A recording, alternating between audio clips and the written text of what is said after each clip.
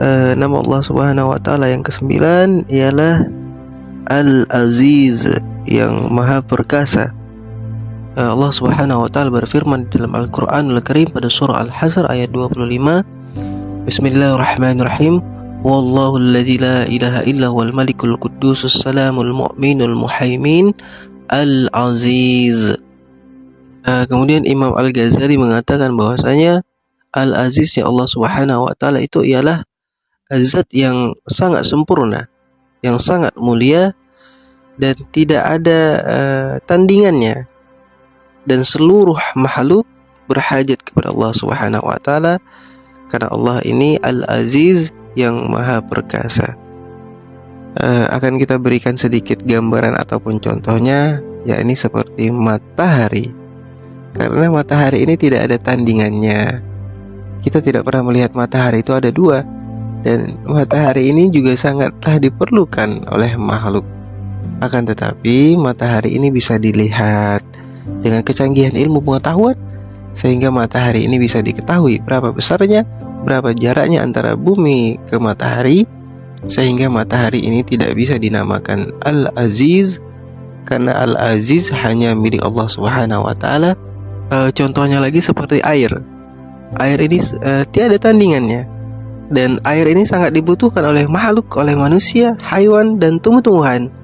Akan tetapi air bisa dirasa, bisa disentuh, dan bisa dilihat, maka air tidak bisa dinamakan Al-Aziz yang Maha Perkasa karena Al-Aziz ini hanya mutlak milik Allah Subhanahu wa taala.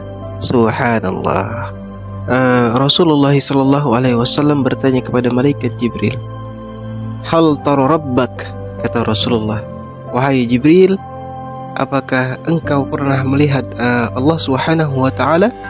Kemudian Jibril pun berkata kepada Rasulullah sallallahu alaihi wasallam, "Inna baini wa bainahu la sab'ina hijaba bin nur, la ra'aita annahu la tarat." Antara aku dengan Allah Subhanahu wa taala itu ada 70 dinding dari cahaya. Andai kata aku melangkah satu langkah, maka aku pun akan terbakar karenanya. Maka Jibril sendiri orang yang sangat dihormati, Sayyidul Malaikat, penghulu malaikat, tidak pernah bisa bertemu dengan Allah Subhanahu wa taala, tidak bisa mendapati Allah Subhanahu wa taala karena Allah Subhanahu wa taala ialah Al-Aziz yang Maha Perkasa. Maka hal ini akan membahas sedikit tentang peristiwa Isra Mi'rajnya Rasulullah sallallahu alaihi wasallam. Maka peristiwa ini diceritakan langsung oleh Allah Subhanahu wa taala di dalam Al-Qur'anul Karim pada surah Al-Isra dan surah An-Najm. Apa kata Allah Subhanahu wa taala pada surah Al-Isra ayat yang pertama? Bismillahirrahmanirrahim. Subhanallazi asra bi'abdi lailatin minal masjidil harami ilal masjidil aqsa alladzi barakna haulahu linuriyahu min ayatina innahu huwas sami'ul basir. Maha suci Allah Subhanahu wa taala yang telah menjalankan hambanya di malam hari dari Masjidil Haram ke Masjidil Aqsa yang kami berkahi sekelilingnya agar kami perlihatkan tanda-tanda kami. Sesungguhnya Allah Subhanahu wa taala Maha melihat dan Maha mendengar.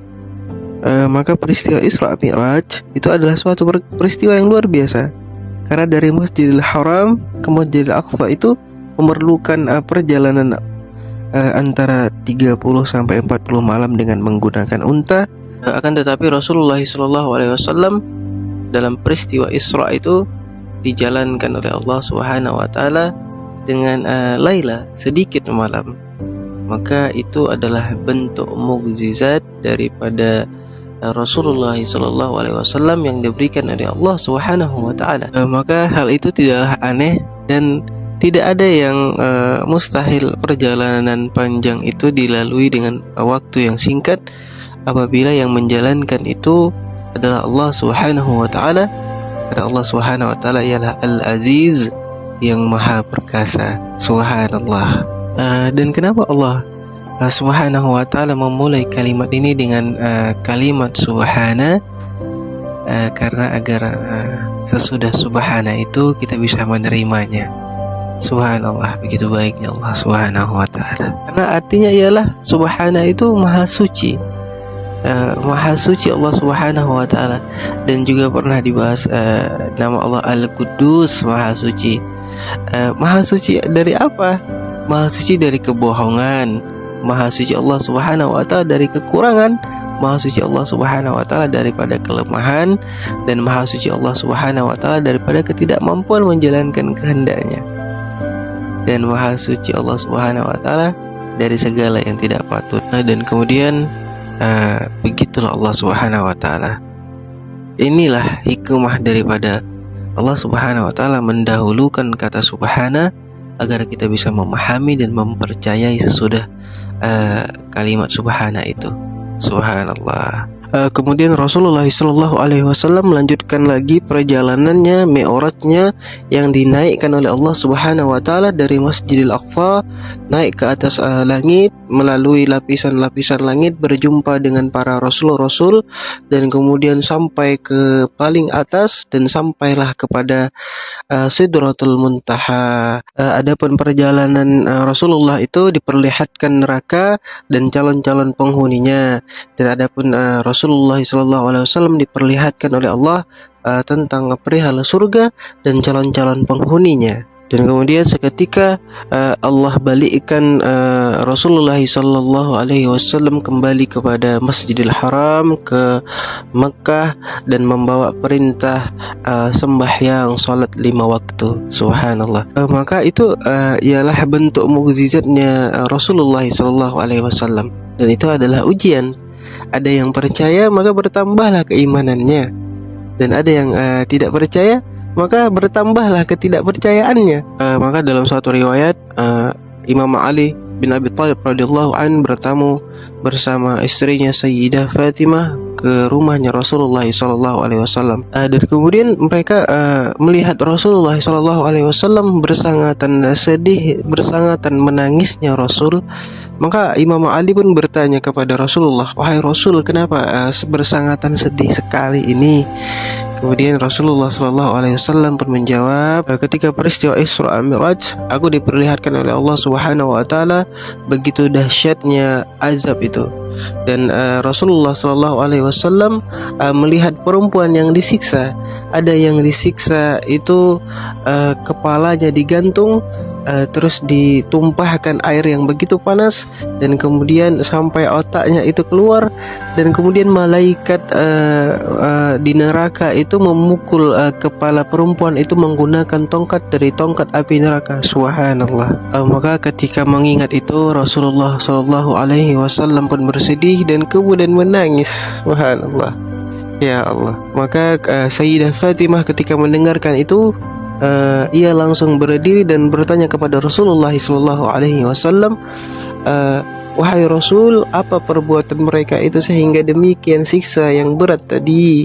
"Ya bunayya," kata Rasulullah, "wahai putriku, perempuan itu adalah perempuan yang di dunia tidak menutupi rambutnya daripada laki-laki yang bukan mahramnya." Maka apa hikmahnya? Ini adalah merupakan satu tugas bagi laki-laki, baik suami maupun ayah, agar membimbing perempuan-perempuan ini jangan sampai diazab seperti demikian. Subhanallah. Begitu dahsyatnya Allah Subhanahu wa taala, karena Allah ialah Maha Perkasa, karena Allah Subhanahu wa taala ialah Al-Aziz. Dan kemudian suatu ketika Rasulullah ditanya, "Hal ra'aita rabbaka?" Wahai Rasulullah, apakah engkau melihat Allah Subhanahu wa taala ketika peristiwa Isra Mi'raj, ketika di Sidratul Muntaha?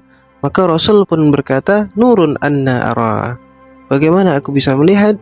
Karena terhalang oleh cahaya. Subhanallah. Rasulullah ini ialah orang yang memiliki sifat-sifat yang mulia dan sifat-sifat hati yang baik, yang mulia dan sempurna. Ini adalah bentuk tawaduknya Rasulullah SAW.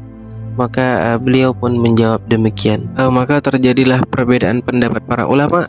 Seperti Ibnu Abbas 2 kali meriwayatkan bahwasanya Rasulullah itu melihat secara langsung oleh mata, dan adapun riwayat yang kedua melihat dengan mata hati. Dan kemudian dilanjutkan lagi oleh Sayyidatina Aisyah yang mengatakan bahwa Rasulullah tidak melihat langsung, tetapi Rasulullah melihat Allah Subhanahu wa taala dengan mata hati. Dan kemudian berkenaan dengan tempat, Allah bukanlah berada di atas Sidratul Muntaha. Itu adalah tempatnya Rasulullah SAW supaya bisa berdialog dengan Allah Subhanahu wa taala, yang menunjukkan bahwasanya Rasulullah SAW itu adalah derajatnya yang paling tinggi daripada nabi-nabi dan rasul-rasul yang lain. Subhanallah. Sama halnya seperti Nabi Musa alaihissalam yang pernah berdialog dengan Allah Subhanahu wa taala di atas bukit Tursina. Apakah Allah berada di atas bukit itu? Tidak. Yang memerlukan tempat itu ialah Nabi Musa alaihissalam. Maka Allah tidaklah memerlukan tempat, karena Allah Subhanahu wa taala ialah maha suci daripada bertempat. Subhanallah. Maka Al-Aziznya Allah Subhanahu wa taala ini ialah maha perkasa dan berpotensi besar untuk melakukan kehendak apapun yang Allah mau. Subhanallah. Maka Allah Subhanahu wa taala menegaskan bahwasanya maha perkasanya Allah, tetapi Allah tidak pernah melakukan perbuatan yang zalim, perbuatan yang buruk, ataupun perbuatan yang tidak baik. Subhanallah. Karena Allah Subhanahu wa taala seringkali di dalam Al-Qur'anul Karim mensifatkan Al-Aziz ini dengan Al-Hakim, yang maha bijaksana. Dan para ulama menghitung lebih dari 40 kali Al-Aziz itu berdampingan dengan Al-Hakim. Subhanallah. Al-Azizul Hakim, Masya Allah. Dan Allah Subhanahu wa taala memiliki nama Al-Aziz ini yang maha perkasa ini, dan juga sering juga disandingkan namanya dengan Ar-Rahim, Al-Azizur Rahim, yang maha perkasa dan juga maha penyayang. Subhanallah. Maka ketika kita takut kepada Allah Subhanahu wa taala yang maha perkasa ini, maka ingatlah bahwasanya disandingkan itu dengan Ar-Rahim, Al-Azizur Rahim, yang maha penyayang. Maka ketika kita sudah pahami, kita sudah mengerti bahwasanya Allah Subhanahu wa taala memiliki nama Al-Aziz ini yang maha perkasa ini, apa akhlak yang akan timbul di dalam hati kita? Maka kita itu sangat perlu akan Allah Subhanahu wa taala. Kita itu sangat bergantung kepada Allah Subhanahu wa taala. Subhanallah. Dan kemudian mulialah karena Allah Subhanahu wa taala. Jangan mulia karena pangkat dan jangan mulia karena harta, tetapi mulia karena Allah Subhanahu wa taala ialah menjadi orang-orang yang beriman. Subhanallah. Karena kalau kita mulia karena Allah, itu akan kekal abadi selamanya. Subhanallah. Maka dari itu semoga Allah mengampunkan dosa kita semua ini, dan kita termasuk ke dalam golongan orang-orang yang mulia karena Allah Subhanahu wa taala. Amin ya Allah, amin ya rabbal alamin.